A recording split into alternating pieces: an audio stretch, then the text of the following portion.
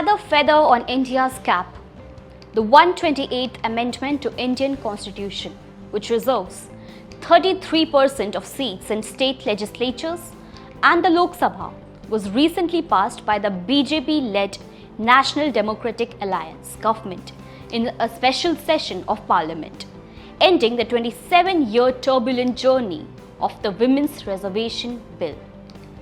The number of women serving in state legislatures and the Lok Sabha is at an all-time low, which sets the stage for this historic move.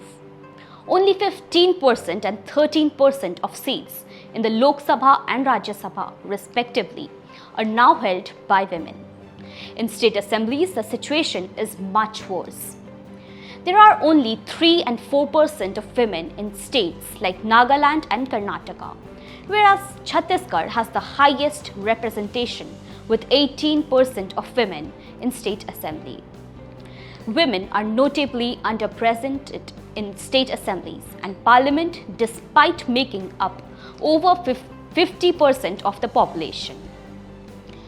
In this regard, the Women's Reservation Bill 2023's approval represents a significant step towards securing their fair representation. It will not harm us if we give due credit to some parties who have paved the path for this historic decision. Despite a delay in the Women's Reservation Bill's passage at the federal level, a few political parties, including the Biju Janata Dal in Odisha and the All India Trinamool Congress in West Bengal, fielded over 30% female candidates in both 2019 Lok Sabha elections and 2021 West Bengal Assembly election. In a similar vein, the Indian National Congress offered tickets to women in over 40% of seats during the 2022 elections for the Uttar Pradesh Assembly.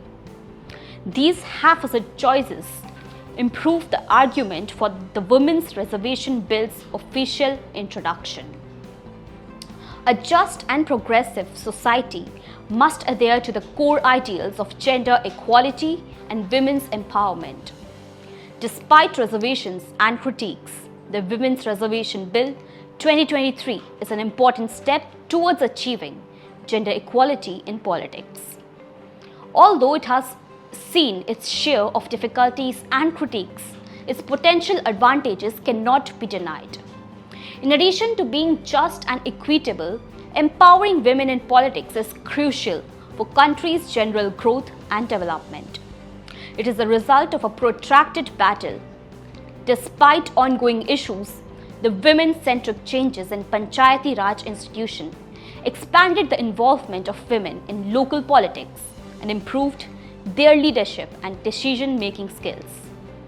The 33% quota for women in state legislative bodies and the Lok Sabha is certain to increase the number of women involved in politics, as well as their involvement and mobilization. This will result in the creation of more women-focused policies at both the national and state levels. By demonstrating how the world may come closer to the goal of a more inclusive and equal society, the 33% reservation for women has elevated India to the position of a global leader in gender equity. Well, this was it for today. For more such videos, stay tuned with Uday India.